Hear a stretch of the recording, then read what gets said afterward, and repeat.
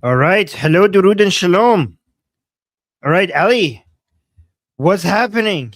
We have a lot of updates for today, and I have a lot of questions for you. So, Welcome, everyone. So, oh, my computer just glitched out. Okay, so today we have 5 important pieces of news that we want to cover, and then we're going to well, get let's bring it on into some screen. Oh, discussions. yeah. Okay. So I'm going to put this here. No, sorry. You were. Oh, there you go. Actually, is that the best? Maybe this one, Yeah, or is that good? Okay, let's do that. Okay. yeah, let's do that one. Yes. All right. So yesterday we talked about how the United Arab Emirates did actually conduct strikes on the Islamic Republic. And today, more news has come out that Saudi Arabia has also been striking the Islamic Republic. So, according to Reuters, the source is that Saudi Arabia did carry out airstrikes on Iran during the war. However, some people, Reuters, are also saying that Western and Iranian officials are saying that Saudi Arabia told the Islamic Republic where they were going to strike um, because they were scared of further retaliation. So I don't know about that, but the news has been coming out today and yesterday that the United Arab Emirates and Saudi Arabia have been hitting the Islamic Really? Republic. Saudi Arabia as well? Yeah, so this is that Saudi struck in March.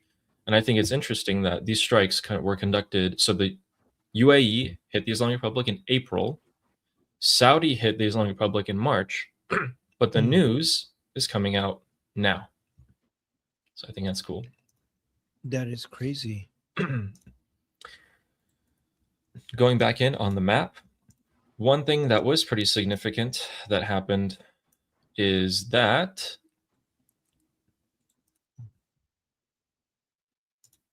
That is a big deal. Like, I'm trying to digest that for now. Saudi Arabia, if that is confirmed, how likely it is that that's confirmed? This is like it's really hard to underestimate what big of a civilizational major change this is. For Saudi Arabia would never like dare. That means that Saudi Arabia is becoming as aggressive as the UAE since March. It's Is slightly this less. confirmed? Reuters reported it, citing Western and Iranian officials at their sources. I'm not sure because obviously these news agencies can get things wrong, but it is wild that the news of these things are all coming out within the span of 24 hours. Right. So along the lines of the Persian Gulf Arab countries, guys, we actually have another one. We have Kuwait. So Kuwait today claimed that there were a group of IRGC militants that invaded the sovereignty of Kuwait, and this Kuwait Foreign Office actually released a letter saying that they now have the power, they reserve the rights to conduct any sort of operation to ensure the sovereignty of their country, while the IRGC foreign minister stated that the 4 Iranians that were detained by Kuwait, so these are actual IRGC members who did fire upon Kuwaiti forces and actually wounded a Kuwaiti soldier, were captured. And the Iranian Foreign Ministry is stating that this was due to a maritime patrol operation that crossed into Kuwait due to a navigation system error. These 4 IRGC members are currently being held captive by Kuwait, where the IRGC are now asking them to be relocated to the Islamic Republic embassy in Kuwait and be kept there. So we'll get further news on that as this drags on.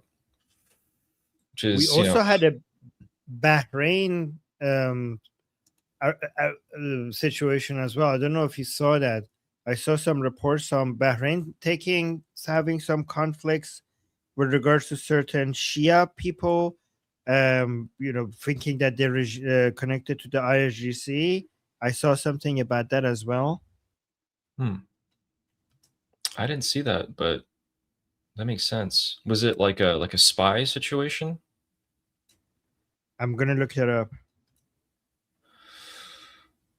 Oh wow. Okay, so we're about to get to something in a second that's pretty interesting.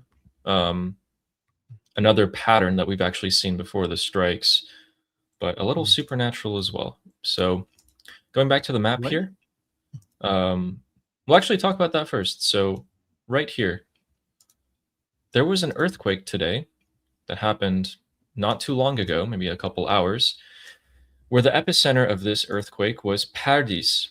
For those of you who don't know, Pardis is a missile city that is very close to the city of Tehran and has been subject to one of, if not the heaviest bombings during the course of this campaign. And today, we actually saw that a magnitude 4.5 earthquake did begin, and now we're getting reports from Shin that there are 2 more aftershocks that have happened since then. So continued earthquakes are happening in the city of Tehran. Multiple people have reported that they were about to go to sleep and they started shaking and they were thrown awake from that, thinking that perhaps the bombs returned. But yeah. You know So what? how? Okay, so the interesting part about this, Armin, is that Hmm. before the strikes, we saw multiple earthquakes around these military situations, or military installations like Paradis or some of the nuclear facilities. But then during the actual campaign, the strikes, there were no earthquakes. And then now that there's a ceasefire again, there are earthquakes, but only specifically around these military uh, things. And so I know Tusi's reported, someone just said Tusi thinks that they're testing something. You know, we can't say for sure. It's speculation, but it's a coincidence, I think. It's an interesting coincidence.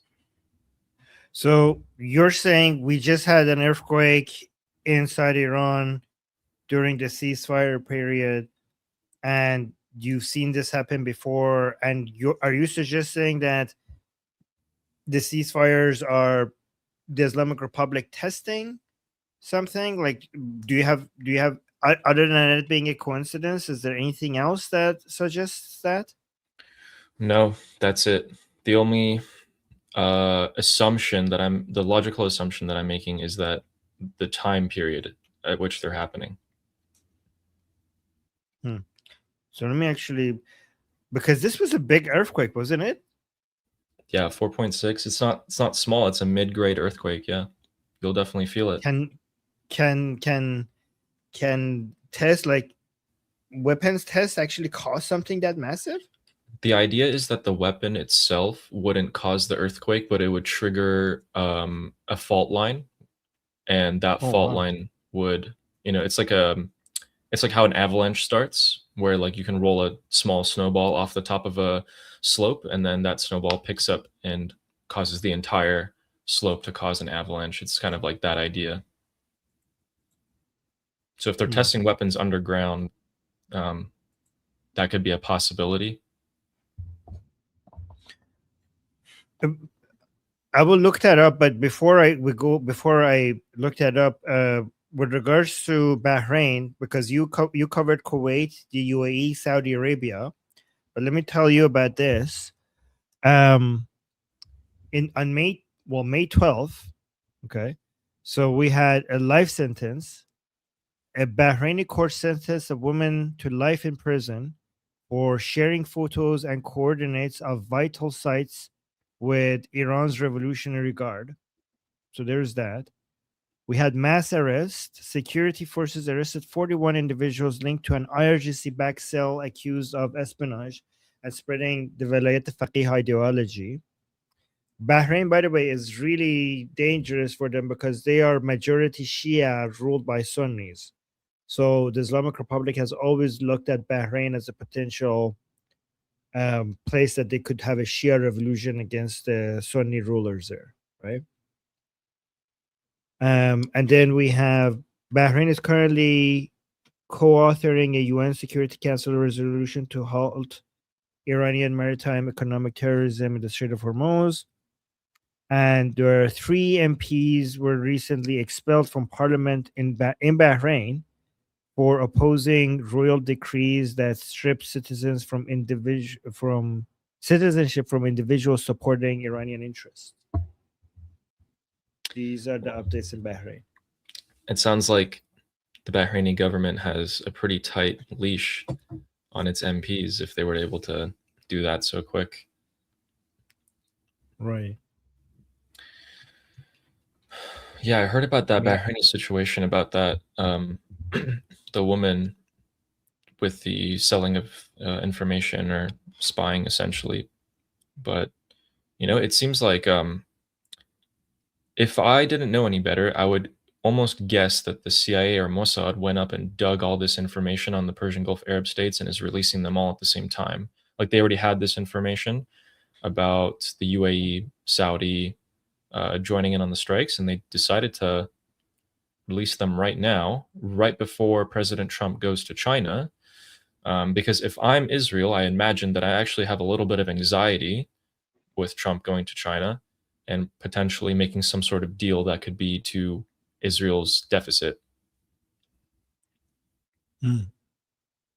What deal you would make with China? We were talking about this yesterday.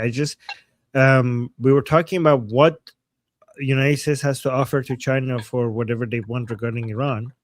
And one thing that we didn't consider is the theory that United States might reduce its support for Taiwan in response for China reducing its support for the Islamic Republic.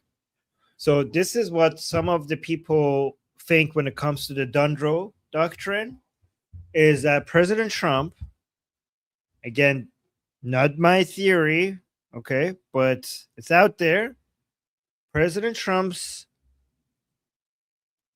understanding of world powers and their area of influence is that United States will have its own area of influence, and it would want Russia and China to back off its areas, and in return, United States will back off their areas of influence, right? So the deal that we're talking about here between United States, Russia, and China, this is the theory suggests that United States will back off slowly supporting Ukraine and also back off slowly supporting Taiwan, and China and Russia in return will back off America's hemisphere and also the Middle East. So stop supporting the Islamic Republic and we'll reduce our support for Taiwan and Ukraine. That's the deal. Yeah, that seems pretty plausible. And that's why Taiwan has been heavily relying on Ukraine in the past couple of years. They've been obsessing over the drone technology. They've been trying to perfect their underwater drone technology as well. Because at the end of the day, if you're trying to get troops from mainland China into Taiwan, you do have to cross them over with ships. So the idea that Taiwan is going for is that they can easily defend their 100-mile stretch of water between them and China with a ton of these underwater drone swarms. And they've been pretty reliant on Ukraine's strategy as a whole, as to how Ukraine has been dealing with Russia, which is, a much bigger country, to kind of strategize and build a plan for themselves on that side. But I wouldn't be too surprised. It would definitely benefit the U.S. Largely, particularly if, and like people think, okay, well, if they lose Taiwan, we lost all these semiconductors, right? Like no one else can produce these semiconductors. Taiwan's the only place. You're right, but if you can control the terms of trade with China in terms of oil, then you guys are still reliant on each other. So that might be the angle that they're going for, but I guess we're going to find out pretty quick. I mean, President Trump left today, and he's going to arrive tomorrow. He's also leaving on Friday. So he's going to be there for 2 days. And I imagine at the end of that, we're going to have a pretty good understanding of what's going on. Fun fact, over a dozen tech CEOs and business CEOs are going with him. So Marco Rubio's going with him. Pete Hegseth's going with him. Scott Bessent, and then Elon Musk, among other tech CEOs, are also going to China with Donald Trump.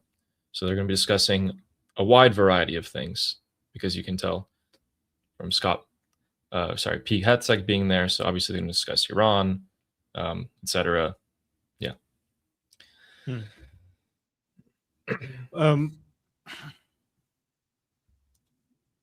So, but what do you think about the likelihood of this? Here's an interesting thing. You know Ahmadinejad, right? Yeah, unfortunately. Ahmadinejad years ago came up with this theory that this is what they're going to do. These three countries are going to do. They're going to make a deal. We'll take over Iran. Russia takes over. The United States will say, we'll take over. We'll basically bring Iran to our sphere of influence. And Russia will take Ukraine and Eastern Europe. And China will take Taiwan. I'm not saying that, but it's interesting that Ahmadinejad said that this is the deal that these three powers have made with each other. Did he say that when he was president? No, after. But it was still years ago. Yeah. That's by the way, he's also missing. Yeah. Why? Yeah, why is it surprising? Missing. Yeah, it's surprising because, so for those of you who don't know who Ahmadinejad is, he was the president of the Islamic Republic, I think during 2008, 2009, 2010. I think so. And he is a Holocaust denier and generally believed by the Iranian public to be an imbecile. So it's interesting that he's giving a theory like that, which has a ton of holes in it, because obviously I don't think Russia is going to win in Ukraine. I don't think that's going to happen. But, interesting.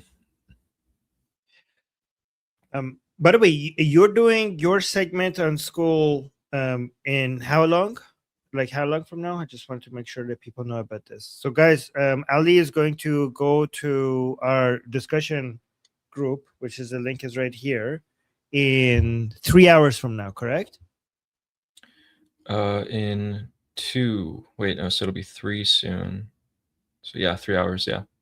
In 3 hours from now. So if you guys want to go talk to Ali, you could go over here and oh, actually, let me put this one on. I changed the colors so we know who's okay. This is takes you to the same place, but you could scan this QR code and it will take you to Ali's to the discussion group, and check the calendar if you want to talk to Ali about all of this stuff. So Ali, I wanted to ask you about this. Based on, do you have anything else that you want to share from the map before I ask you this? Yeah, but they're not going to be geopolitical stuff. They're going to be the IRGC exercise that came out, which is a meme. And then we actually got some more footage about the Iranian girl in Germany who was blinded by the regime in one eye. So there's a follow-up on that. So show the original and then also what the follow-up. Oh, somebody is asking, are you going to stream on YouTube or only on school? Ali, you're going to stream it on YouTube as well here, right? On both your channel and Liberty Politics. Guys, so you can watch it on either Liberty Politics or my channel, and it'll be live. Right. Okay, and so, also... Yeah, go on. Okay, yeah. No, you go ahead. Sure. Okay, so I'm going to go show you guys the original clip. So we're going to go over to Germany here. And in Germany, I think this was 2 days ago. In Germany, we have the usual crowd harassing pro-Iranian people supporters. So we'll show you guys this clip here, and we'll show you guys what happened afterwards. Nein,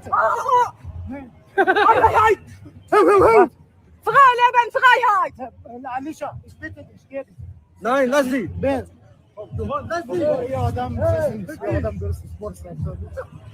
Alisha, bitte gebe. Lass sie einfach, ja. Guck mal, die ganze Palästinenser wollen hier. Du Idiot, ich bin Deutscher, was laberst du? Was ist das für eine Scheiße, Alter?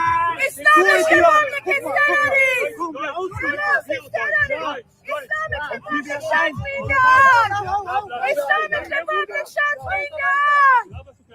Islamic Republic Schatzmillion! Deutschland mitgehört. Verstehst du? Hey. Ja! Nein, nein, bitte.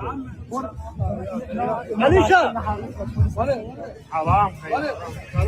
Okay, so I actually didn't watch the full video, but as they're walking, we can tell that this guy right here, this guy in the back, is wearing a keffiyeh, and he started cussing at them in German. So I heard Scheisse. I heard Scheisse, and then it appears that the man and this girl right here particularly, I don't think she actually realizes what she's doing. I think she's just a brainwashed, useful idiot. This girl right here. But then we have this man who's trying to protect the girl holding the flag. And he also speaks German, and he's calling them idiots because they started cussing at him. But and then we obviously have her saying that the Islamic Republic are terrorists and that they shot her in the eye. After this happened, we saw that they continued to harass her. I'll pull this up right now. So they ended up gathering a crowd and ended up harassing her to the point where she required multiple police officers to provide security for her. Wow.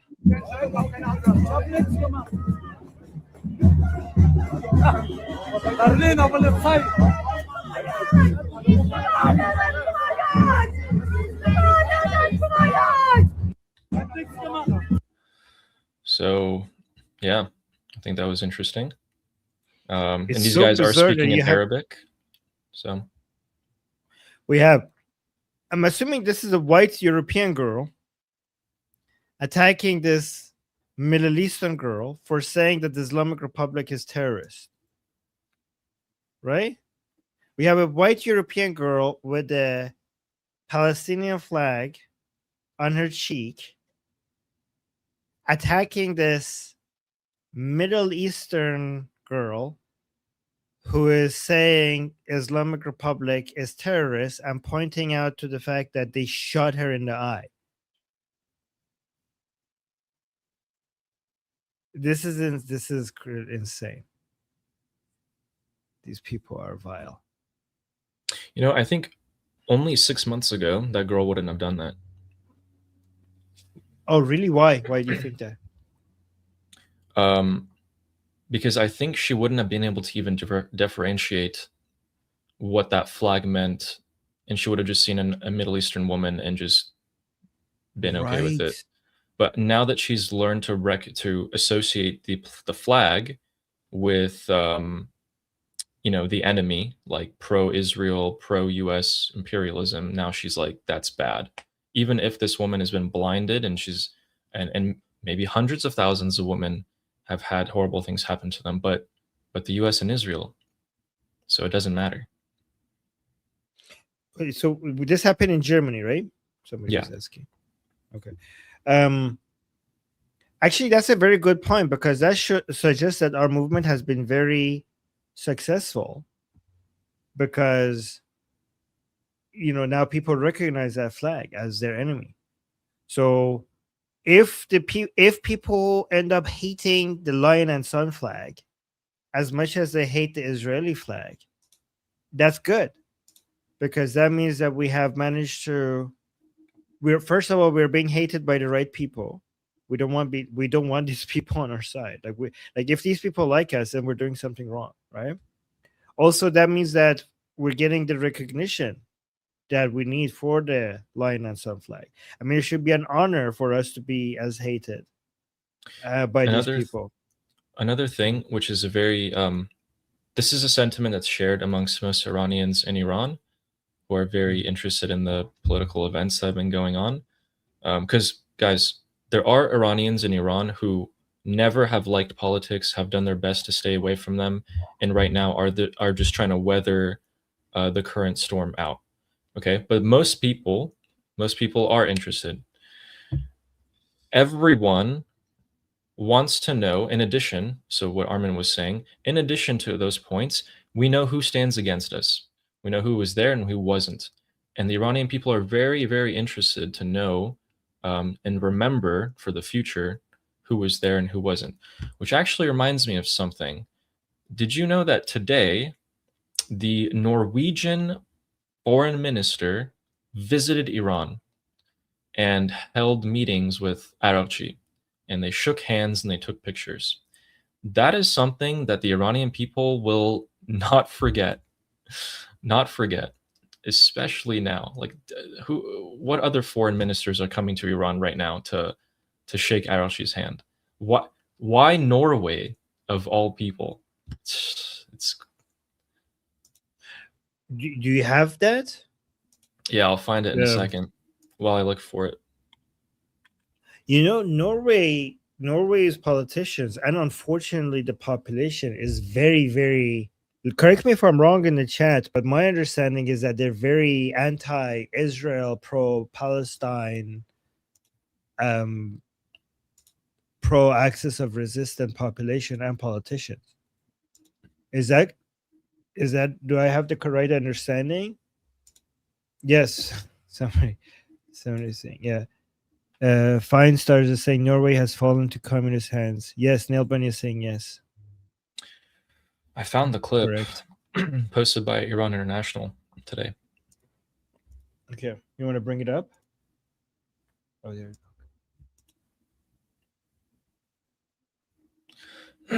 So there appears to be no audio, but this is the deputy foreign minister of Norway. Oh, go back. You see that they're wearing hijab as well. Oh my! Yeah, in there. Back. Right? Is that? Yeah, look at that. That's I think that's blonde hair, right there. Yeah, they're wearing hijab. God damn it! This is truly pathetic. I don't even know what the purpose of this visit would be, other than a PR move to probably. Look at him, like, bending over as well as respect. They just literally committed the greatest act of massacre in modern day history. Look at the level of respect they're showing them. Shame on you.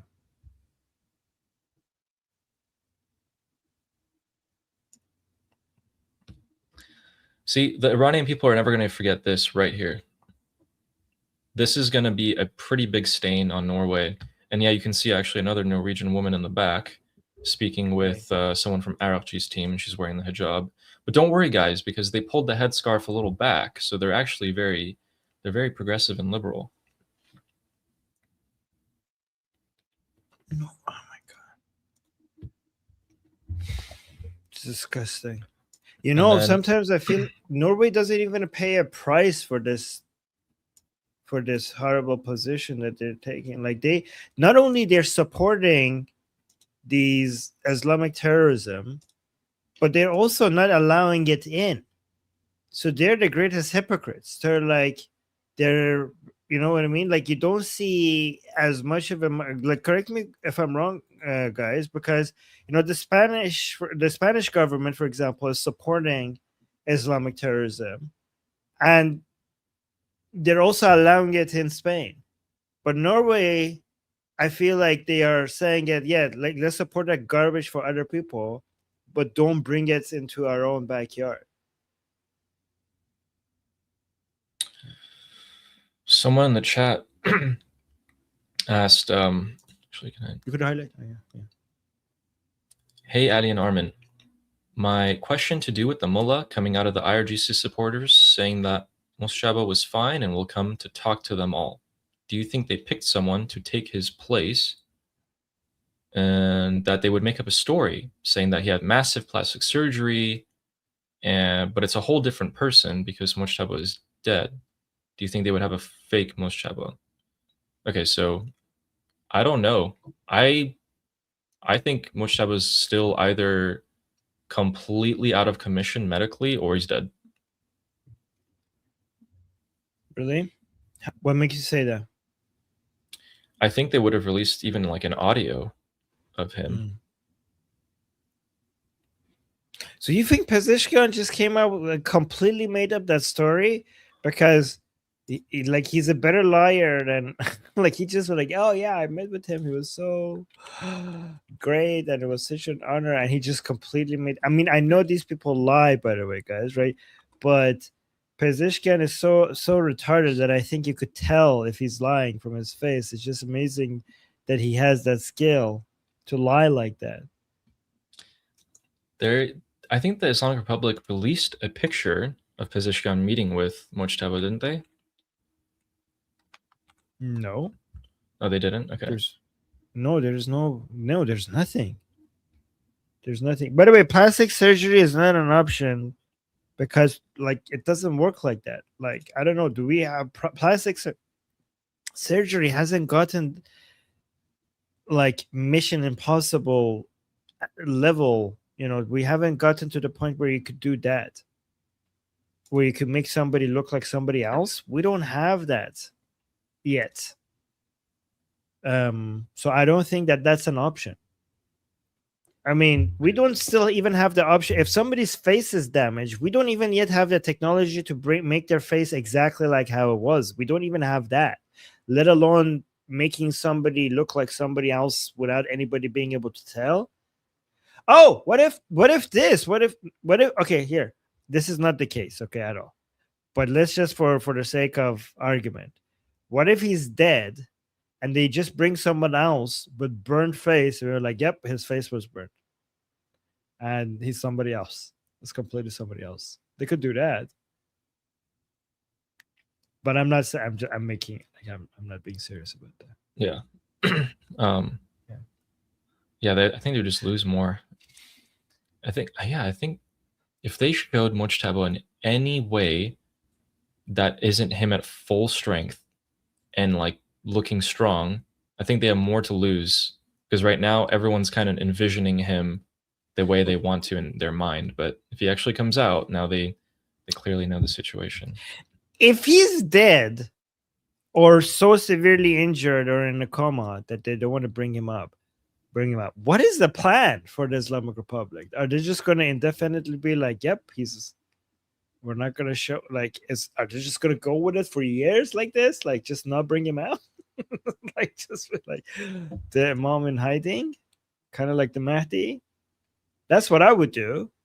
I would be like, hey, it's just like the Mahdi, he's in hiding. That's the thing. I don't think they do have any long-term strategy. I think they're making it up as they go. Yeah. Also, I don't know who do you think decided? Remember when they held the assembly of experts and they elected Mojtaba?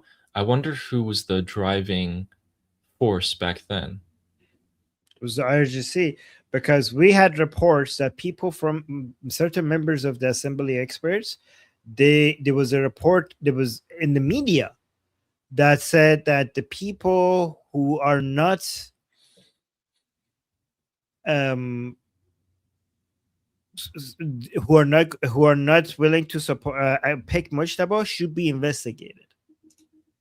So it was an IRGC linked media that put out this report that said anybody from the Council of Experts, from the Assembly of Experts, who is not 100% putting their support behind Mujtaba should be investigated, which was basically a signal to, you better vote for Mujtaba, you better submit and pick Mujtaba, or there will be consequences.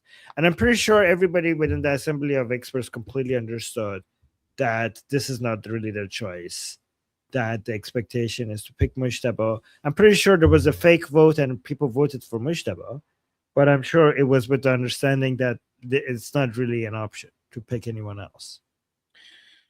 I'm trying to figure out still if back then, if there was like a one guy, or if it was all of the IRGC top commanders who were still alive at the time. Oh, like you think if it's like one main person that is in that's in charge, that is making these decisions? Yeah. Armin recently made a video about Taib, who is someone that's up and coming. I was and thinking. he's I was thinking very- exactly. I was thinking the Yeah. same thing. Yeah. and he's basically like the puppet master at the moment, and he's trying to keep himself very hidden. So it could be someone like him, could have been Vahidi, could have been Ghalibaf, could have been someone, or it could have very well have been just the senior IRGC commanders as a whole. I think, it's actually not as complicated, like if you see it happening, I think people will be like, oh, okay. Like it would be kind of like, it's like a group project, like it would be more like Vahidi and Taeb just meeting with each other and be like, this is a plan that they already had for multiple years. And it's not about, I think the meetings that they have, it's not about picking Mujtaba, because the picking of Mujtaba has already been done years ago. I think that if you listen into the conversations, it would be more about who is challenging us and how could we shut them down. How could we basically destroy the opposition? The idea that Mujtaba was going to be the supreme leader was the already made assumption that this is what we want to do. So the discussions that are having is not about whether that's still what you're doing. The discussions you're having is about how to make sure that nobody else has a chance. Does that make sense? Yeah, that makes sense. Also, they couldn't even talk back then. They had to meet in person. Yeah. Some people But were the definitely talks- left out of the loop. Yeah. I mean, the talks about Mujtaba, we already knew Mujtaba was going to be the supreme leader like 5 years ago, even longer. I mean, the Iranian people years ago, there was a chant many years ago inside Iran by the Iranian people. I forgot what year it was, but I know it was years ago. And this chant was this: Mujtaba bemiri rahbari ro nabini. Okay, which means Mujtaba, we hope you die before you become the supreme leader, before you see the supreme leadership. And this was by the Iranian people, which shows the Iranian people already knew, more than 5 years ago, who's going to be the supreme leader. They already knew. And it makes sense too if you have that supreme leader there, because let me know what you think about this. But since the 12-day war, when Khamenei went and hid in his bunker, the IRGC figured out, we can just run things. We don't need him. And they started kind of consolidating their power together in preparation for Khamenei, who was already in his 80s, to pass away. And then they would have Mujtaba, who clearly didn't really want to be a prolific supreme leader, to just sit there, and then the IRGC to come and take everything. That's very interesting that you say that. And that's actually very smart that you say that, because that's exactly what happened. And we know that that's exactly what happened. We know that when Ali Khamenei went into hiding for a very long time and he was completely unavailable, that was exactly when IRGC started practicing how to rule over Iran in Ali Khamenei's presence. They started practicing everything. They made their connections. They basically went through everything that they have right now. They went into practice mode. Do you have the bingo list? Yeah. It's funny you say that, because it was exactly what I was thinking to bring. Oh, I actually thought about this one time. I was like, should we try a discussion between me and you where all we do, like I'll propose like a question to you, and then I'll state like keywords, and then I'll see if you can like connect them together and like arrive at the same conclusion. So I can, you know what I mean? Like, okay, yeah. But anyway, yeah, like the IRGC commanders here, it's almost like half of them, right? More than half of them, I think, were taken out. I'd say about half. So they're the heaviest concentration of the leaders that were taken out, which makes sense then. I don't know why we don't have any reports for these people. Like, we had any reports from these not enough people are talking about these provincial IRGC commanders. I know Sketch talks about them a lot in our discussion group, but not enough people talk about it. I think we need to this is what we need to be seeing, these people being targeted. Well, so far it's like these. And I'm pretty sure the 32 provincial IRGC commanders have much less of an ability to hide. Like they don't have access to bunker the same amount of shelter that these people have access to. There were a couple of assassinations that were carried out right before the strike stuck, like the naval commander and a couple other people. Yeah. But yeah, also on the 32 commanders thing, the whole mosaic structure, which just means that they're decentralized so they can cover their own province. I don't know if they can go to help another, like they can't really send their forces to another province to go and help them. That ability is pretty low. And if they do, then the people in their own province are going to be more of an issue. So if you identify the elbows, the joints of those operations, yeah.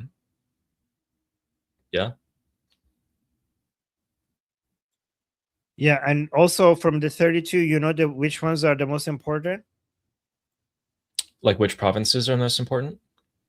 Yeah, I mean, yep, basically.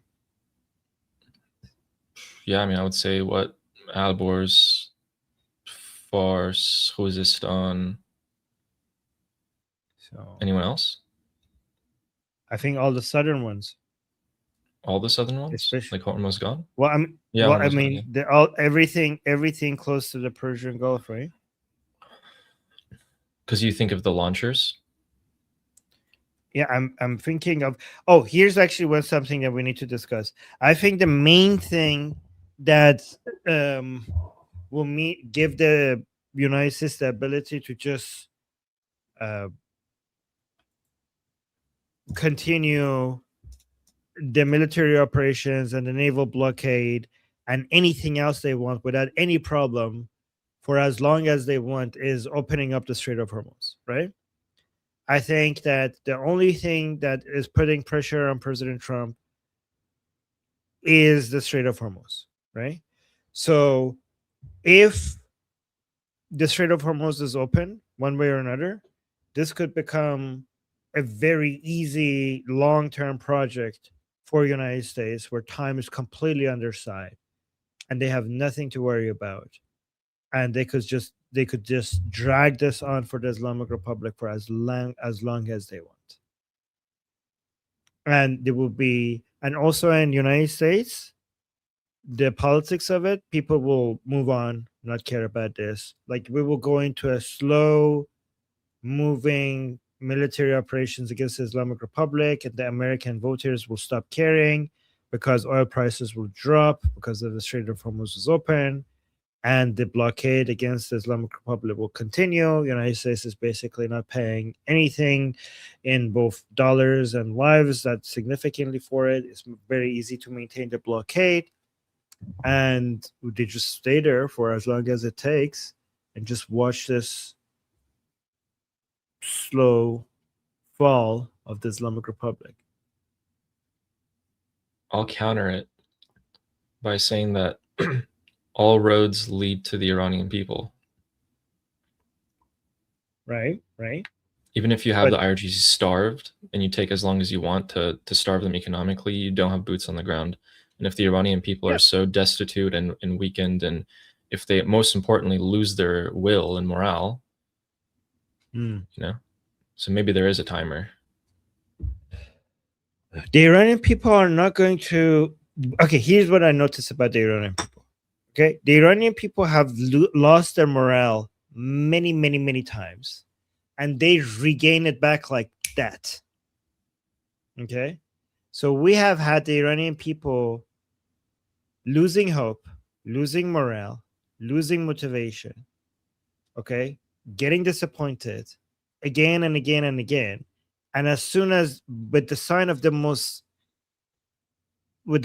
next spark of the next uprising, they will go back on revolution mode as if this long, demoralization, demotivation, loss of motivation period was not even happening at all. They jump right back to it. They snap out of it like it didn't even happen, and they go back into fighting mode. Do you think this time will be the same after the? Because we've never had events like this to this scale. Do you think that would? Because they had a very high, and then now they're at a very low. We had a very high after the Massa revolution, and then we had a very low after that as well. Okay. Yeah. Wait, somebody in the chat saying that's not true at all. Which part? I don't understand. What does this mean? What makes you think? No, I'm talking about the revolutionary spirit. I'm saying that no matter what happens, the Iranian people will be ready for the next uprising. That's what I'm saying. It's not no matter what happens, if you think they're losing their hope and motivation and they will not do the next uprising, we have been here before and the Iranian people did the next uprising every single time. That's what I'm saying. President Yeah, Trump I understand posted, yeah, what? He posted Go on ahead. Truth Social just fed up with the fake news. I'll share right now.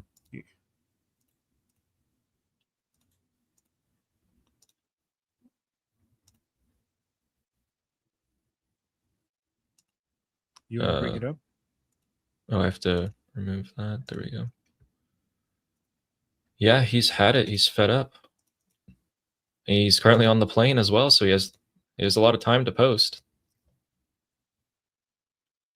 The fake news so basically he's saying that when the fake news say that the Islamic Republic is doing well and they're winning, it's treason, and that these cowards who are saying that are basically doing the US more harm and helping the Islamic Republic,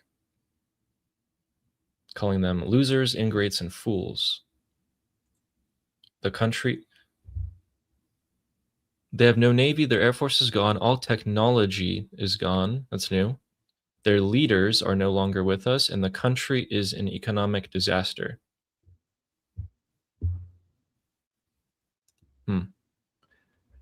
So, okay. Do you think? So here's a calculation I wanted to do with you. So basically we're having two economic weapons are being used against each other. Okay, so the Islamic Republic is doing the blockade on the Strait of Hormuz, and the United States is doing the blockade on the Iranian ports. Plus, Scott Bessent is doing his thing with Operation Epic Fury, trying to close off all sources of revenue for the Islamic Republic. Right? We know for a fact that the Islamic Republic is hurting a lot more than the United States is not hurting even at all. Like the stock market is at all-time highs, right? I mean, the people are paying a lot more at the pump, okay, but on average, the U.S. economy is doing fine. But the American allies are not doing very well. And especially, so Europe is not doing very well. Japan is not doing very well. South Korea is not doing very well. But more importantly, Qatar, Bahrain, Kuwait, UAE, Saudi Arabia, they're not doing very well at all. And I don't know how much ability they have over pressuring President Trump to do something regarding opening the Strait of Hormuz rather than just waiting it out. How much leverage do they have on President Trump? I don't think they have oil leverage. The U.S. is an exporter at the end of the day, and they're profiting quite a bit right now. Foreign investment into the US. Saudi wanted because to they did do what, promise $1 trillion? $1 trillion. Yeah, I mean, I don't know if that's real money or monopoly money, because you could just promise investments and then it never happens, right? I think maybe they were talking about the what they do invest is valued at $1 trillion. I don't know if they're injecting $1 trillion cash in there, like, yeah. But I other don't even countries know would if do the it's same. valued, because they're promised. They were just promises of investment. They weren't actual investments. I mean, especially Saudi Arabia. Saudi Arabia has said so many things that has never come true. So I don't know if you can trust those numbers. You know where else I heard $1 trillion? I heard $1 trillion from Crown Prince Reza Pahlavi. Wait, was it Right. $1 trillion? Or was it? Yeah, trillion. Yeah, If it was $1 Iran trillion. gets liberated, Yeah. but that $1 trillion is not a central government in making decisions. That's the power of free markets. Okay, that is the private sector of Iran just booming and flourishing on its own without having a central authority like the government of UAE or Saudi Arabia or China moving money. Like that's what I don't like about these countries, is that you can't rely on their private market. You have too much government involvement moving resources and investments around, and markets are more predictable than elites and politicians and specific individuals, right? And that's why you can rely on the market a lot more than you can rely on certain individual. So you could create a financial model showing that, I don't know, in Iran, once if it gets liberated, this is how much purchasing power these people have that would be interested in this. This is the size of this market. This is the size of that market. But when it comes to individual people wanting to move investments, today they might say like, oh yeah, we could do this, and tomorrow they might change their mind, right? Yeah, they can, because it's just the path of least resistance in capitalism. But the country has to make a promise and they have to stick to it. But yeah, or at least probably holds a little bit more. I mean, where's the line, by the way? How's that going in Saudi Arabia? I think they stopped a while ago. There you go. Yeah. Right, so where's that? I mean, I knew, like, it was obvious that it's like, not going to work out, right? Yeah, I mean, you know what I thought when I heard of the line? So the line is this like this city. It's just like it's like a little, like, what do you call it? Like a rectangular prism just cutting through the desert, like 400 miles long. And the idea is this entire thing is enclosed. It's one structure, and hundreds of thousands of people will live in it. And there's going to be like railways that take you from one end of this. It's just like a line, okay? And they poured like billions into it, and it stopped. Yeah, they figured out that it wasn't going to work. And it reminded me of the Islamic Republic strategy, where it's like, well, we import a lot of food. Why don't we just make more of our own? And let's do it in the desert. And let's dump a bunch of money into it. And it didn't work. Wow. Yeah, it's almost as if, central governments deciding what's profitable doesn't work, and you should just let the powers of the free market decide. I wanted to do. Yeah, go on. You want to say something?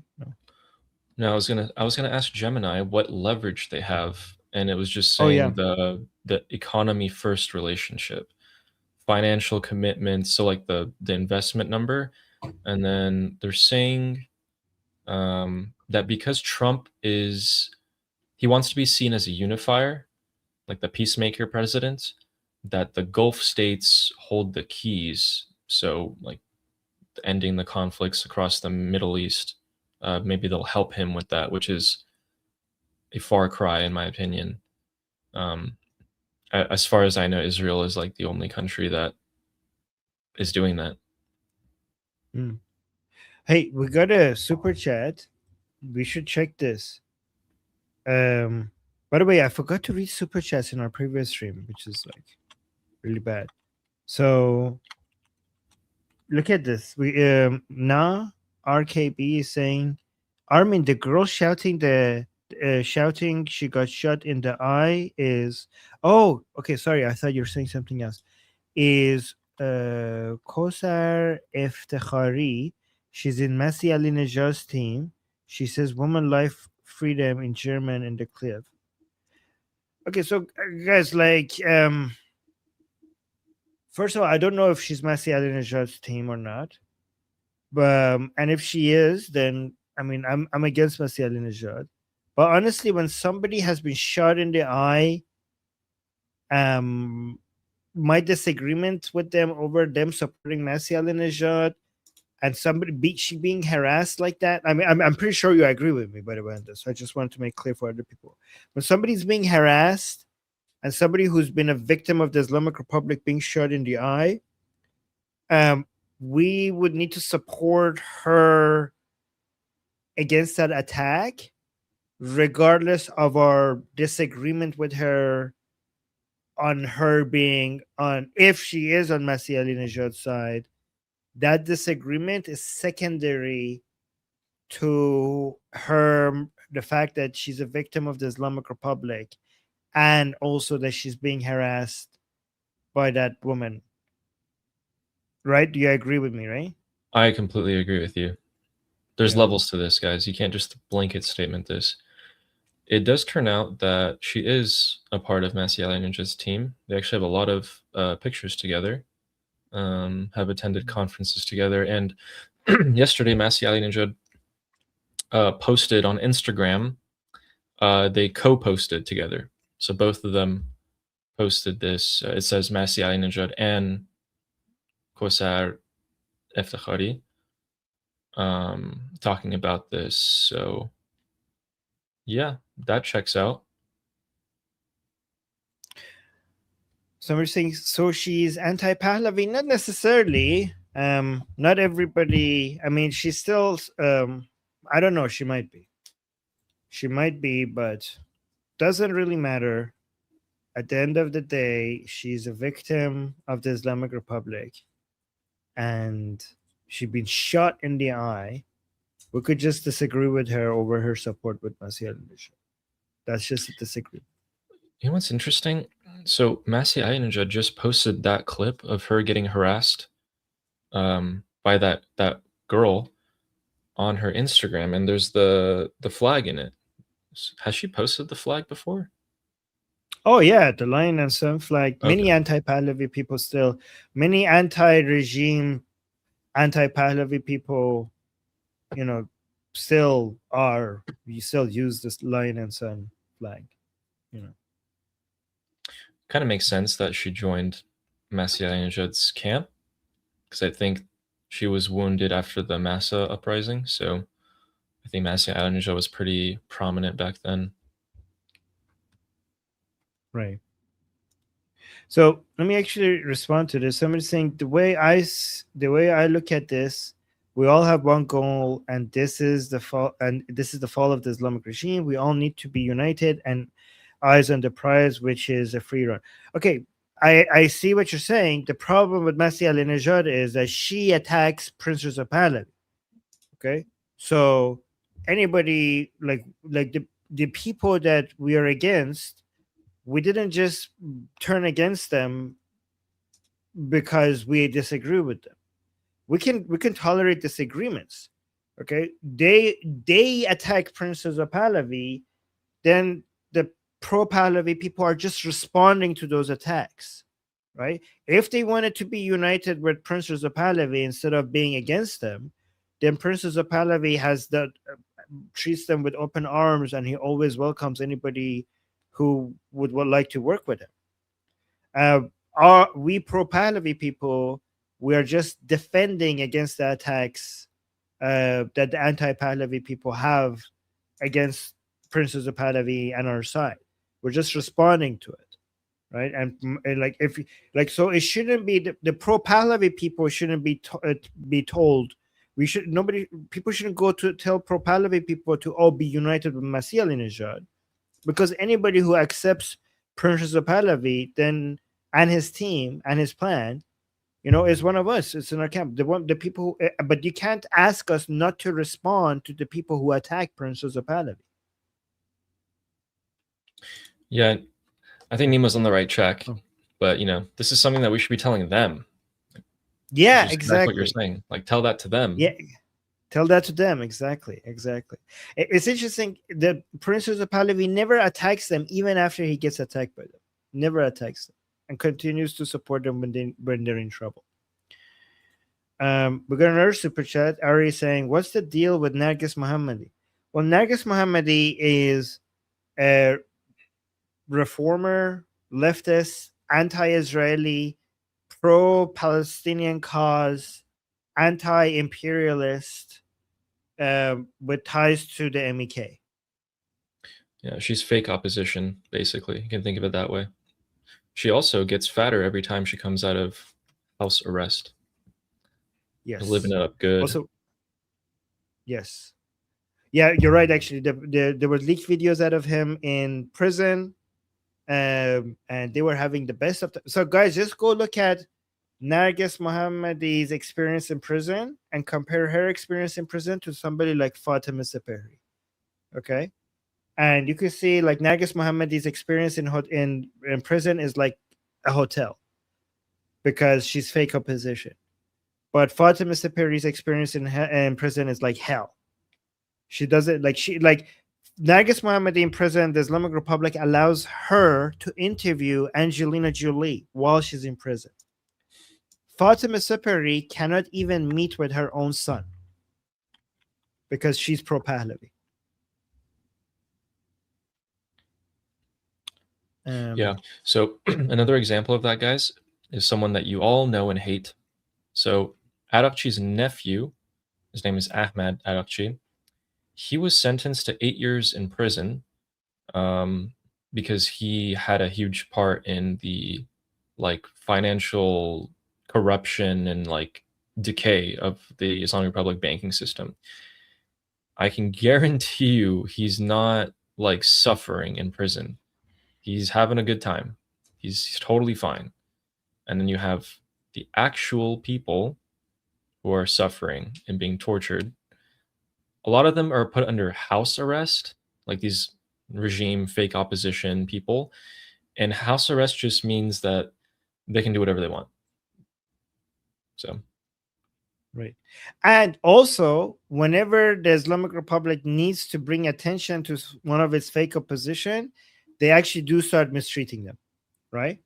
So if somebody is losing credibility, then the Islamic Republic mistreats them as a way for them to gain credibility. If one of the fake opposition starts losing credibility, right? And so this is Nargis Mohammadi for people who are wondering what we're talking about. And she's fake opposition. Don't trust her. Okay. Trust the Iranian people. They know what they're dealing with when they with people like her. We got more super chats. Roman Vikings is saying, I'm against deportation. How do we solve the Islamism problem in the West? What has to change? Which options do we have? I actually have the correct answer to this. But Ali, you go ahead and first let me know what you think before I give you my idea. I'm against deportation.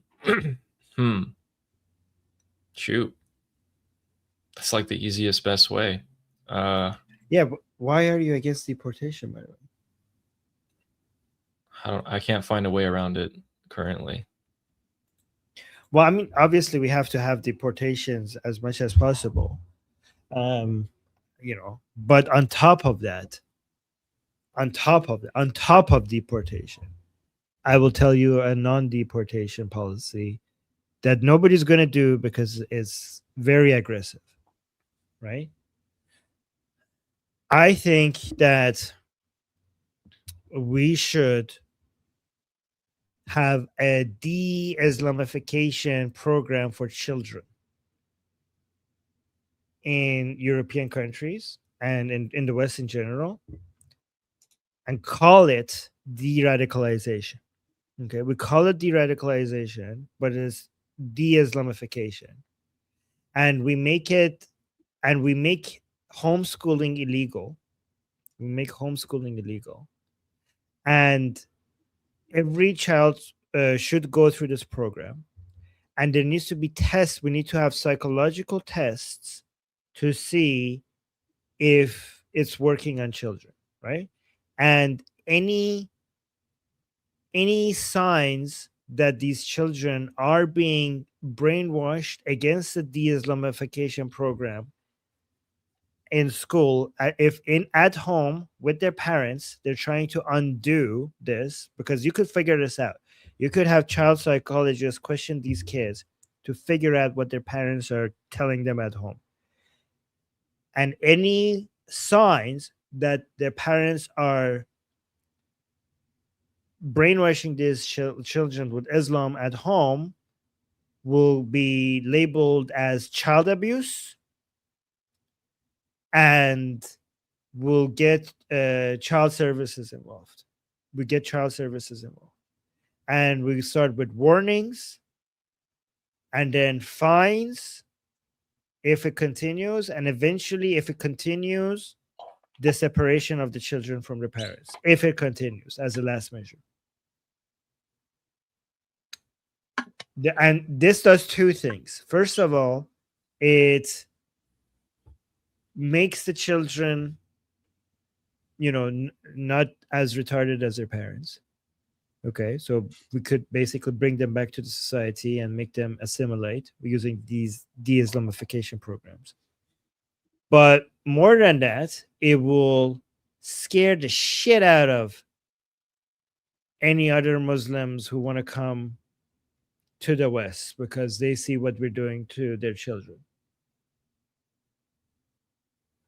And they will be like, yeah, I'm not gonna like, and also it will reduce the cost of deportation, because a lot of these people will just run away. A lot of these people will run away, and even the ones who have been naturalized will run away because they don't want this to happen to their children. Somebody's saying, Armin, you have gone way over the edge now. That's how I know it's good. Okay? Because we have a radical problem which requires a radical solution. And if you were comfortable with it, then it wouldn't be a radical solution. Whatever the solution is requires some people to be like, holy fuck, this is over the top. And that's how I know it's good. What do you think? I think you should do both. Yeah. Both deportation and that. Because that, I get what you mean. That would be very effective to get them to stop coming. But then, where are they going to go? Are they going to go back to where they came? I don't know. They can figure that out. They can figure that out themselves. Because I don't want them to come to Iran. Oh. Well, wait. We will have the same program in Iran. Hopefully, yeah. Oh, yeah. Yeah. Iran will be the most unfriendly place to Durkas, so don't worry about it. I think they'll figure that out. It's funny that some of the most rich countries in the world are Muslim countries, and they don't accept other Muslim because they know that they're too radical. And if they let them in to like Saudi and Bahrain and Qatar and all these other countries, if they let them in, they're gonna, like, they know that their countries are gonna deteriorate, and they don't let them in, even though they're all Muslim brothers and sisters. Wait, I have a lot of opposition in the chat. Let me respond to them. Tell me what do you agree with? Because so somebody's saying, but Armin, isn't that what Hitler did to traitors? What do you think I'm talking about doing? You just tell children about human rights and human values, and how, I don't know, killing infidels is not, telling children that killing infidels is not good, and having sex slaves in battle is not good, and beating your wife is not good, teaching that wife beating is wrong, and that teaching that the Quran teaches you to beat your wife and wife beating is bad, is what Hitler did to children. I think Hitler killed the traitors. I don't think Hitler told people that killing infidels is bad. I don't think that's what Hitler did. So I don't know how you're. What do you think I'm saying? What do you think I'm suggesting? You're just basically teaching children decent, like common decency, and you're telling them that Islam goes against it. Oh, you hate my swear words though? Okay, I thought, should I stop swearing? Okay, I'll stop swearing. Fine. Somebody's saying, does it go for all religions? No, because then it wouldn't have enough buy-in in Western European countries. If I wanted to have a program, I need to have enough buy-in to this program. And also, other religions are not are not a threat to civilization. As an atheist, I think all religions are wrong, but not all religions are as dangerous as Islam. Not even remotely close. And I need to have buy-in. So if I make it all religions, it will not ever politically survive. Somebody else is saying, will all immigrant children have to take this program? How do you target the right children? Not all immigrant children, all children. Okay, all children. Because I don't want your poison to spread among non-immigrant children. Yeah, I met Christian fundamentalists, but still Islam is the number one danger in the world.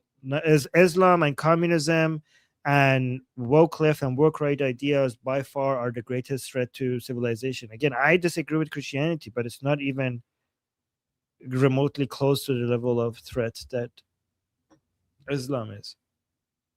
And Amir is saying, sorry, I don't like the idea of picking things into children's minds. Amir, are you sure about that? Because we put math into children's minds. We put science in their minds. Like with reading, like in school, we teach them how to read and write. We put there in their minds.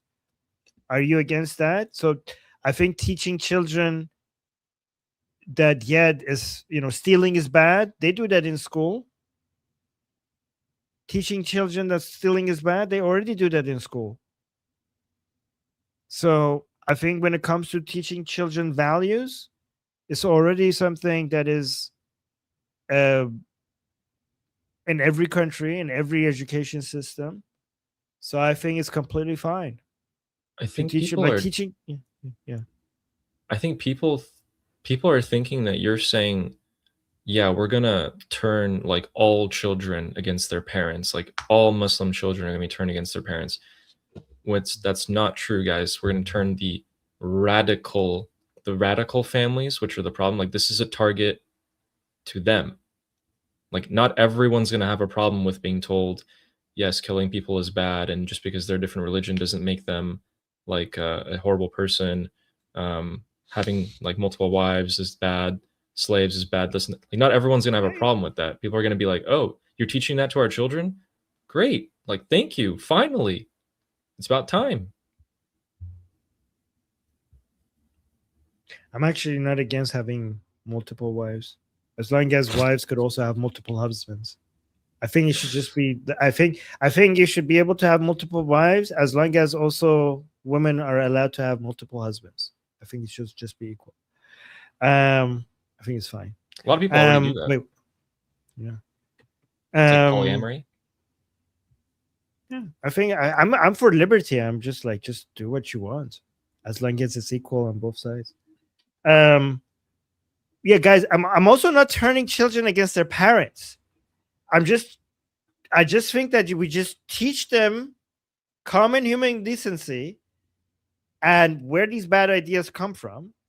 And if that turns them against their parents, then we have not turned them against their parents. Okay, there's something wrong with their parents. If I tell your child that killing infidels is not right, and this book over here tells you to kill infidels, if me telling that to your child turns that child against their parents, I'm not the problem here. The parent is the problem. We have 2 more things to share, unless you want to go through a couple more. Actually, I think someone let me do this super chat. Yeah, I think we have actually a lot of super chats. Let me actually do the really quickly, and then you can share those. Sorry, let me go. No, let's go through all these first. This is fun. Yeah. So people are wondering if you're poly now. No. But I think people should be free to be. I'm for liberty. Liberty. Okay. All right. Somebody say, yes, she is being harassed. It is wrong, but the thing is fishy. Masih gets funds over things like this. Yes, she does get funds over things like this, and she does use the media to bring attention to herself, to fund herself. That's true. That's true. But something like this would be very hard to pull off because these people, the people who harassed her, they're very easily identifiable, and their history is pretty clear. And you could go see their anti-Israeli, pro-Palestinian activism, their history, and something like that would be very hard to fake. And even if you fake it, it will eventually get leaked. You wouldn't be able to keep hiding that. But I do see your concern. Jewish Samantha, oh hi, saying Armin, love your answer, but still supporting it. Well, thank you, I appreciate that. I mean, I'm always for supporting people regardless of disagreements. Our disagreements does not have to turn us into enemies. But I am very in favor of being able to befriend somebody that you're aggressively in disagreement with. I think people should be able to aggressively attack each other's ideas, not hold back, and then be friends with each other, even though they're like very aggressively fighting against each other's ideas. And then Wyatt saying the Iranian army are allegedly not getting paid. Yes, me and Ali talked about that yesterday. We saw the reports. Google said their wages only 90 million a year. I'm hearing some of them are not even getting paid like at all. What if Trump offers to hire the Iranian army? Well, then they would die. You can't be that open about it, because if he offers that and the Islamic Republic sees that, then you need to. I mean, I'm pretty sure many of them are defecting, and there's secret communications with them regarding paying them and defecting them. But you can't do that on a mass scale because they're not armed. Because the Artesh is not armed, and the IRGC is. And if they just say like, okay, fine, hire us, pay us, then they would just die. They would be executed. Amir saying, I love this collab. Oh, thank you. Thank you. And we have two more super chats saying, Andrew saying, have you heard about the girl who is being deported from Sweden due to new rules? She has been in Sweden since she was 15. I've not heard about that, but when Ali is bringing his last points, maybe I'll look it up. And thank you, Andrew, for the super chat. And Nilban is saying, in 5th grade, I was taught Islam spread by a sword. Yeah, see, in 5th grade, Nilbani learned that. So we could teach other things. We could also teach you that Islam teaches you to rape people, women that you capture in battle. I mean, I don't know if we could teach that to children. But something similar to that is more child friendly. All right, what is it that you wanted to share? Okay. Should I share the thing that would make us angry first, or the thing that would make us kind of laugh first? Okay, the chat. Angry or laugh? Which one first? Angry and then laugh, or laugh then angry?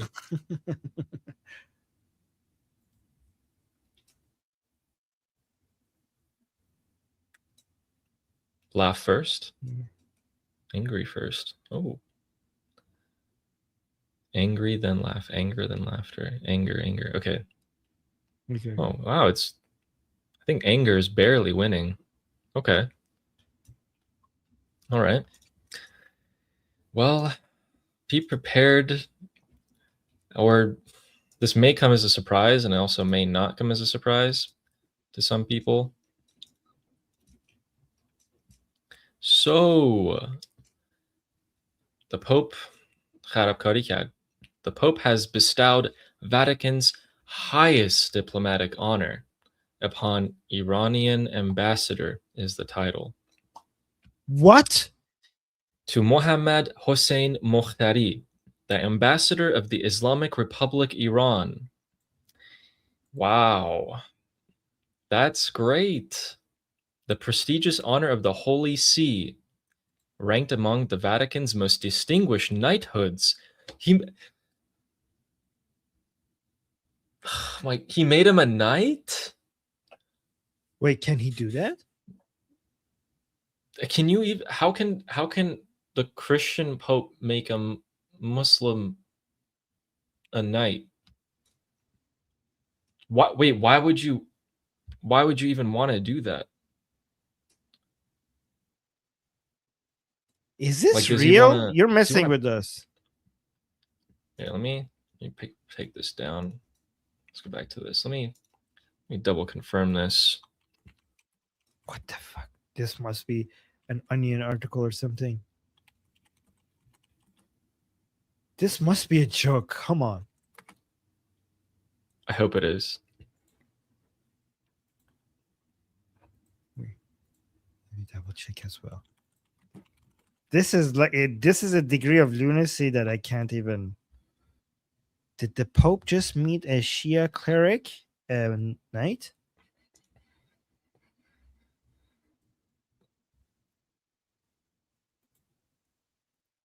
Okay, so far it's only being reported by pro-Islamic Republic media.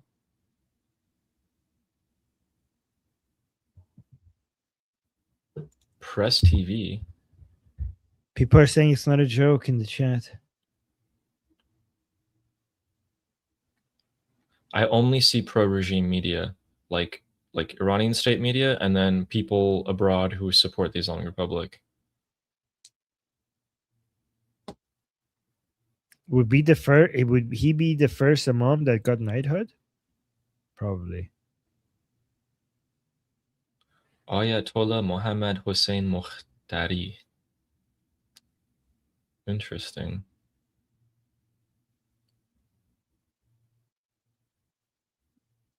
Wow, why are there no like Western news media outlets reporting on this? I feel like they would be all over it. Can you send me the link? Yeah.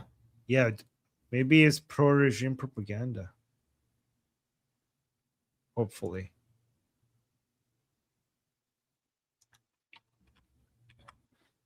Mehr News, Wawa, Iran. Yeah, it's just okay. It's just all No, okay, that's not. Yeah, this is all 2 hours ago. 2 hours ago, 6 hours ago. Yeah, it's just today. This is insane. If this is true,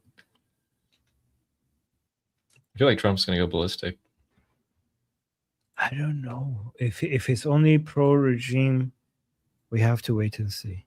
ABNA. What is that?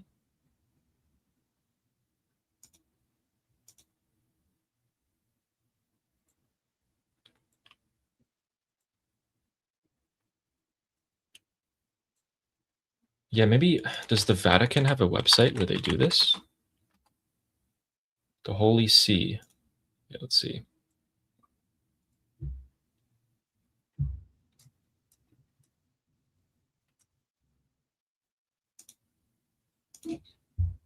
Okay, so hold on. It's saying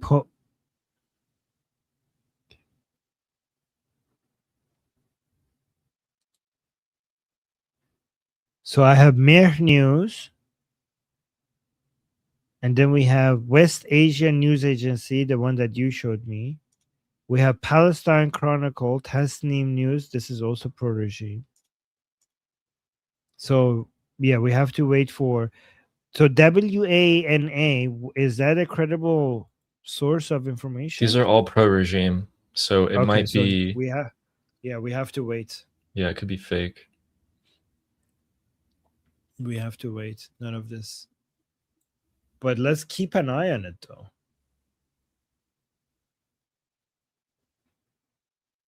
So bizarre. There is an official Vatican picture that I was able to find, but it's not Mokhtari.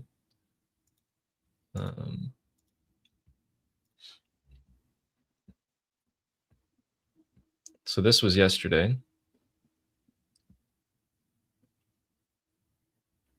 but I don't know who that is, and I don't know if he's linked to the IRGC. So That's a real picture, right? this is a real picture that the Vatican themselves on their website has posted.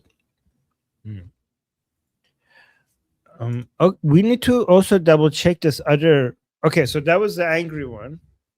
We'll see. We'll see. I'm pretty sure if this is true, it's going to explode everywhere, and people are. Yeah, going Nail Bunny says a Belgium MP Daria Safai. Okay, that would make sense because she would definitely sounds like she's against the Islamic. Wait, no, let me check. She could be for them. Who knows? But yeah, the source is just Islamic Republic stuff. Weird. Okay, no, she's on our side. Daria Safai is on our side.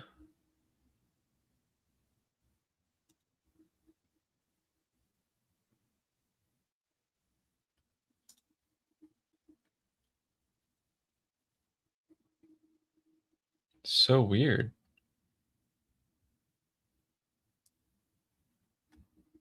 Like 42,000 people minimum, which by the way, I actually want to ask you about that, but 42,000 people minimum died, and the Pope goes and shakes hand and gives a medal.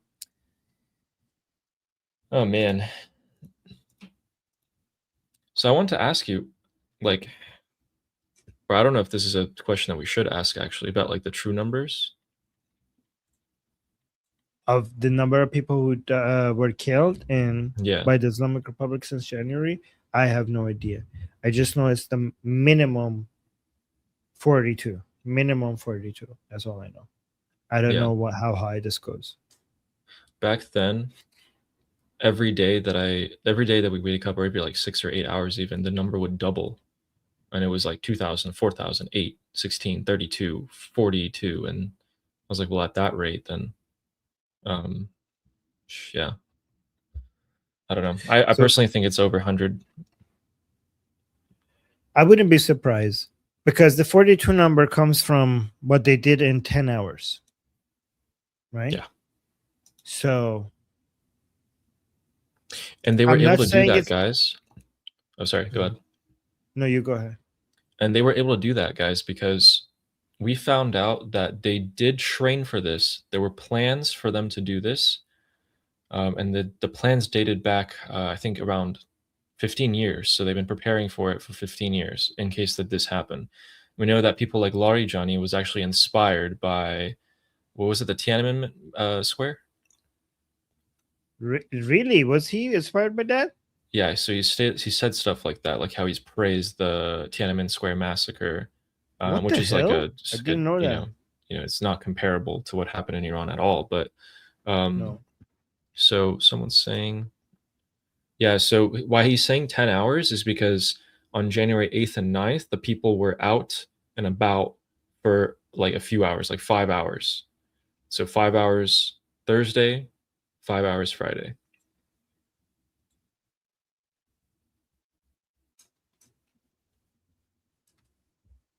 Yeah. Yeah, 5 hours. Yeah. This is, by the way, to keep in mind, this is what I say for people to understand the scale that we're talking here. In Gaza, even if you believe the Hamas numbers, we have 65,000 people who died in Gaza after October 7th, and that includes civilians and terrorists together. 65,000 people in Gaza for a little under 2 years. Little under 2 years. And then now with that context, and that's if you believe Hamas numbers. With that context, then think about 42,000 were massacred in 10 hours. It took 2 years for us to reach 65,000 in Gaza. And it took 10 hours for the Islamic Republic to reach 42,000 minimum. So 65,000 maximum in 2 years and 42,000 minimum in 10 hours. Oh, by the way, we're getting overtime. So let me just do you want to do the happy one? And then I'll do the rest of the super chats. Yeah. All right. So I personally love when we show stuff like this, which is making fun of the IRGC. So today, the IRGC, so a bit of context, the IRGC released a video of them doing this crazy military exercise. You guys let me know if it's crazy.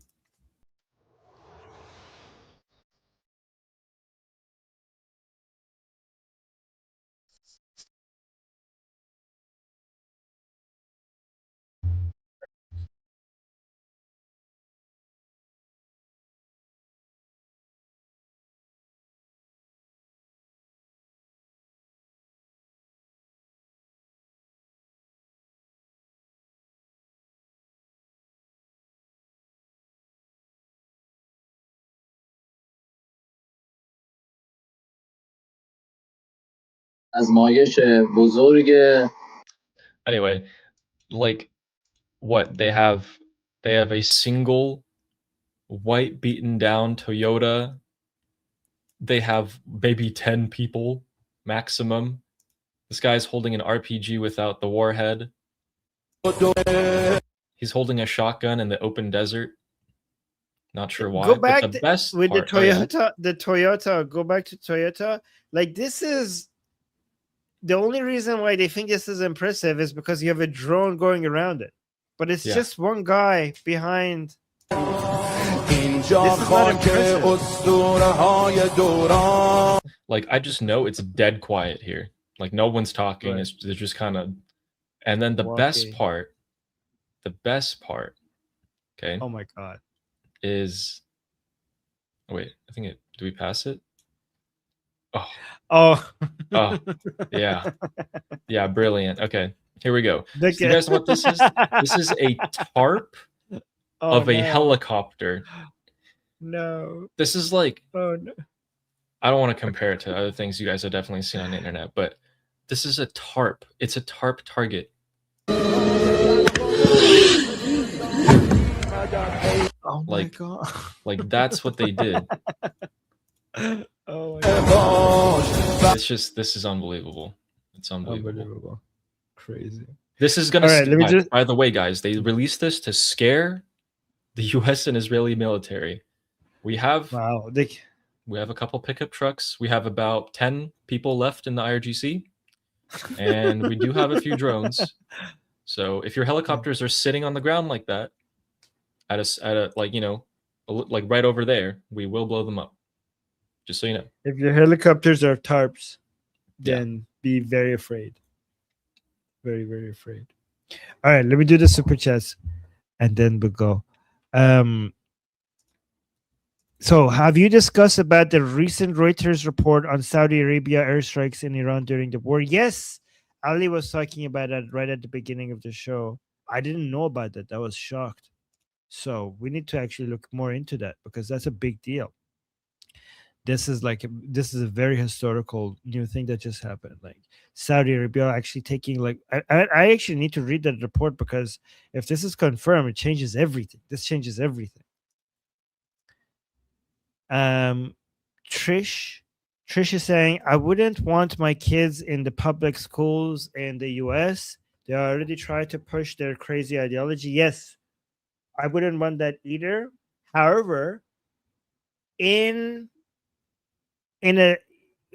we get to a point where we're teaching kids in school why Islam is bad, they're probably not. Then you probably don't have to worry anymore because whatever poison that you're worried about is probably not being taught in schools anymore, right? If we have it my way, and you're Islamifying children in school, then they're probably not pushing, woke poison on your kids either, right? I would be very surprised if we in the United States where they were telling children, oh, this is why the Quran is evil and this is why we have 47 genders at the same time. I don't think those two things will happen at the same time. So And then we have Andrew saying, will Prince Charles? Oh, well, Prince Charles is a closet Muslim, so it would not surprise me if the current Pope is the same group. I mean, he wears red shoes. Okay, I don't know. Okay, I don't know. I don't know how that. Okay. Oh. And you said that twice. 2 super chats. Well, thank you. Appreciate that. Yeah. I mean, it doesn't. You don't have to be a Muslim to be retarded enough to support Islam, unfortunately.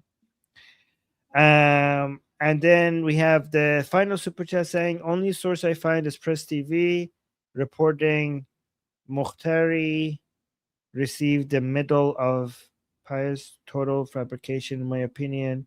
Isn't Press TV where Charandi works? Yes. I mean, he doesn't work there, but he gets invited to speak there for sure. Yeah. Yep. Yeah, that's why Ali told you that we have to wait to see if there's any confirmation of this. Look up red shoes. What, guys? I mean, is red shoes? What is the relationship between red shoes and Islam? Do you know, Ali? No. No. The Pope wears red shoes sometimes. I mean, I don't know. Yeah. I'm looking up red shoes. It's giving me ads for red shoes. So I don't know what I'm supposed to look for. I mean, I've been studying Islam and I haven't seen any formal theological relationship between shoes and the Islamic religion. But okay, but maybe I missed it. Red Shoe Club. What is that? Sounds very conspiracy theory. I'm pretty sure the British would have wanted to figure that out more than us. Okay, the Red Shoe Club is a popular conspiracy theory which claims that various celebrities and elites wear shoes made from human skin. Oh my God. Specifically, children. Oh my God. Oh my God. Okay. As a secret symbol of their involvement in an underground cult or pedophile ring. Well, I mean, I don't know about that conspiracy, but I know another one that has been verified. There's this, you don't need the Red Shoe Club. There's this other institution called the Catholic Church. Okay. And they have proven to be a cult of a pedophile ring cult. And their symbols is the Catholic symbols. They don't need to wear red shoes. I thought you were going to say the IRGC. I mean, that too.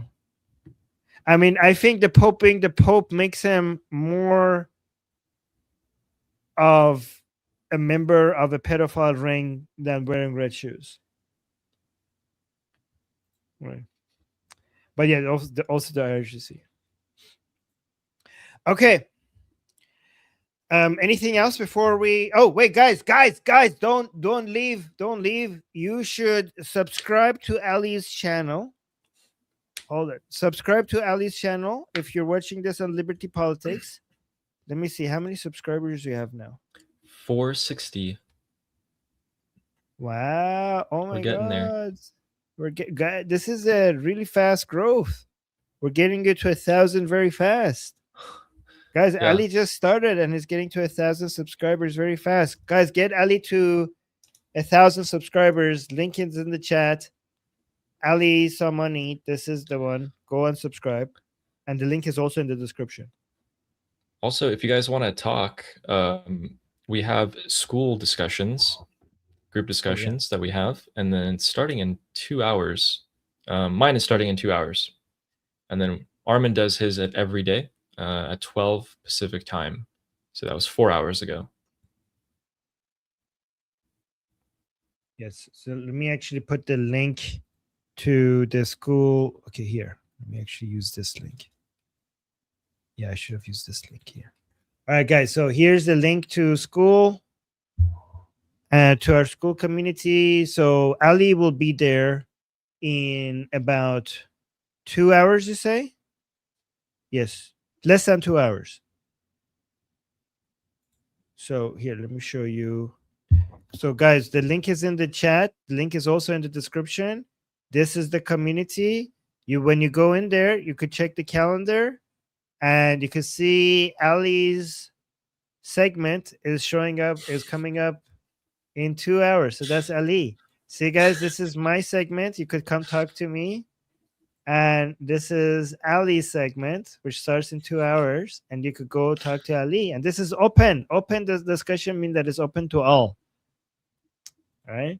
So yeah, I'm putting the link there. So it's free. Just go there and talk to Ali and the other people who are going to be there. Okay.